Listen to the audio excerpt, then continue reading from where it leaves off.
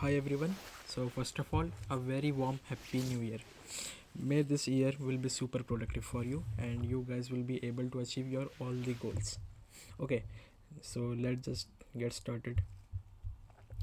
So today we are going to solve this problem. The name of the problem is array pair sum divisibility problem. So what we have in the question, we are given two value. One of that is the nums array and another one is the k variable. So we have to divide the nums array into a group of the pairs such that each pair sum will be divisible by k, and we have to use all the element of the nums array. So as you can see, like we have to divide this array into the group of the pairs. So we have created two pairs, one is the 9 3 and another one is the 5 7, and the sum of the both the pairs is divisible by k. 9 plus 3 is 12. 12 divided by 6 give the remainder as 0, and 5 plus 7 is 12. Again it divided by 6 give the remainder 0. So how will I approach this question? Okay, so this is the question. Before approaching the question, first of all just check the constraint limit. So as you can see, the constraint limit is 10 raised to power 5. What does it indicate? So it indicates that we cannot generate or write a logic that have time complexity greater than n log n. In short, we cannot use any algorithm having the time complexity of n square, n cube, n factorial, or 2 raised to power n. Okay, so what we have to do, what kind of the logic we need? We need to write an algorithm that has the time complexity of n log n or less than it. So first observation is that time complexity should be n log n or less than it. Okay, it should be n, it should be big O 1 or big O n. It can be any of this. Another one is that we need to find pairs. Okay, suppose I have a number 9 and the value of the k is 3, and the other number that I need to find from the array should be equal to a number that will give me a sum that is divisible by k. So it can be 3, it can be 6, it can be 9, it can be anything. Okay, so how can we solve this problem? How can so let me revise you a property of the modulus operator. So what is that property? Let's say if a number is divisible by k, let's say 5, not 5, let me just take some variables, x mod k equal to 0. If this is true, then we can write it such that y plus z mod k equal to 0, where y plus z equal to k. If this is true and this is true, this should be also true. Y plus z, not sorry, it should be y plus z equal to x, not k. Okay, so if this is true and this is true, this should be true. So what further I can deduce it? Suppose y plus z equal to x, and we write here only, and if I apply the modulus operator on the both side k, this should also be true. And we know that if there is some equation where we are applying modulus operator outside the bracket, then we can also write the modulus operator to the operand inside the bracket like this: y mod k plus z mod k whole mod k equal to x mod k. This should also be true. Okay, so we have reduced our question to this logic. So let me take an example. Suppose we have k equal to 5, y equal to 7 and z equal to 3. So we know that y plus z divided by k gives 0, है ना. From here only 7 plus 3 is 10, 10 divided by 5 equal to 0. This is true. If I put these value in this equation, what will I get? 7 mod 5 plus 3 mod 5 whole mod 5 equal to 10 mod 5. Okay, and from here what I get? 2. 7. If 7 is divided by 5, it gives the remainder 2, and it gives the 3 whole mod 5. 10 mod 5 give 0, 5 mod 5 gives 0. So yeah, this is true. So what is the use of this equation in our question? Let me show you.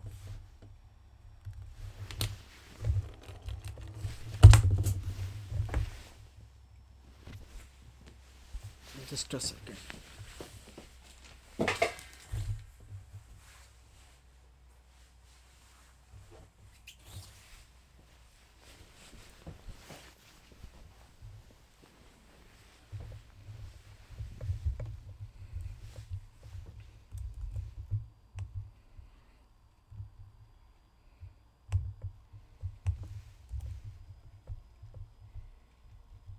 And the value of the k is 6. Okay, k equal to 6. This was the our array 9573. We can write it as 9 mod 6 3, 5 mod 6 is 5, 7 mod 6 is 1, 3 mod 6 is 3. Okay, and now we can find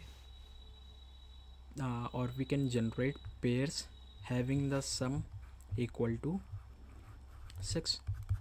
Okay, so one pair can be this 3 and 3, and another pair can be this 3 3 5 5. So now you will be able to understand how we reduce this problem into the famous pair sum problem, where we have given some value k and we have to find the pair that has the sum value equal to the k.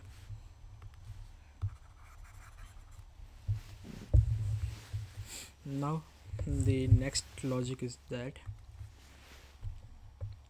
how we will find the pair. So for finding the pair, we know that we always use a data structure that will store the frequency of each element, and searching operation should be very fast. So the only data structure that is coming to my mind right now is the map, which has the searching operation as log n and insertion operation as big O1. So what will we do? We will add this value into map 3, and the second parameter will be the frequency of that element. So when we insert 3, its frequency will become 1. Then we insert 5, frequency become 1. Then we insert 1, frequency will become 1. Then we insert 3, so the frequency of the 3 will become 2. Now once we are done with this procedure, what we have to do, we have to iterate over this array, the new array that we have formed by dividing and the original array's element by k, and we have to check if the, let's say, the current value is array of I, there exists a value x such that array of I plus x equal to k, and this and modulus of this sum will also give me 0. Okay, so how can I check? Let's say the k value was 6 and we have this element 3, so what other element I have to check? 6 minus 3 mod 6, and this only. So 6 minus 3 is 3, mod 6 equal to 3, so I have to find 3. So from here we can check there is another 3 present in the array, so we can deduce that this can be one pair, and we simply reduce the frequency of both the element by 1. So first here we will reduce the frequency by 1, and again here when we select this element we reduce the frequency again by 1, so it will become 0. Now we go to this element 5, we have to find another element that have value such that the sum of that value and 5 will be equal to k, and it also should be modulus to when we divide that value to k, it should give me remainder 0. Okay, so what we have to find, if this is 5, 6 minus 5 mod 6, 1 mod 6 equal to 1. Okay, so I have to, if I have 5, I have to find 1. Okay, so as you can see both the element are present in the array. Simply I will just try to reduce the frequency of both the element by 1, it will become 0, it will become 0, and I can say that these two element can create a pair having the sum value as 6. Okay, so yeah, this was the pretty much logic. You have to do this for the whole array, and once you encounter an element where you cannot find the other element such that you cannot form a sum that gives the value k, in that case you have to simply just return false from there only. Okay, so let me just show you the code. So first of all we have to change the element. We have to, what we are doing, we are for every element we are changing it to modulus k. Okay, then we have to insert every element in the map to its frequency. It should be in the form of value and the frequency. And then we have to iterate over the nums array. And for every element, let's say it is, just a second,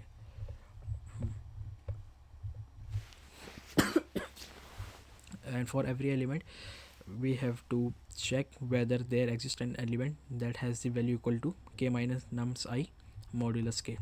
If that value is present in the map, we simply just reduce the frequency of that element and the current element by 1. Else, if we don't find any element that has the value equal to this value, we will simply return 0. And after iterating all this array, if uh, if you didn't find any value that that don't give this sum as k, so from there only you return the 1. Means that the array can be divided into pairs, such that all the pair sums should are equal to the k or divisible by k. Okay, so let me just run this question code.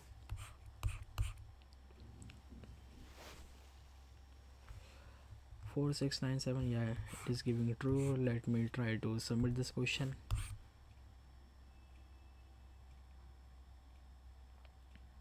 Yeah, it is getting accepted.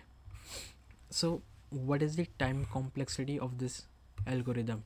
In the starting of the video I said that we have to write an algorithm that has a time complexity of n log n or smaller than this. So let me just iterate over the logic and check. This loop is taking the n big O n time complexity. Again this is taking big O n. Insertion will take the only big O1. So overall this loop is taking big O n time complexity. And for this logic, this loop is taking n log n, and in turn we are performing a search operation, and this search operation is taking time complexity of log n. So this will uh, create a logic that has the time complexity of n log n. So we can say out of these three complexity, the maximum complexity is n log n. So the overall complexity of the code is n log n. So yeah, this was pretty much the question. Okay, so thank you.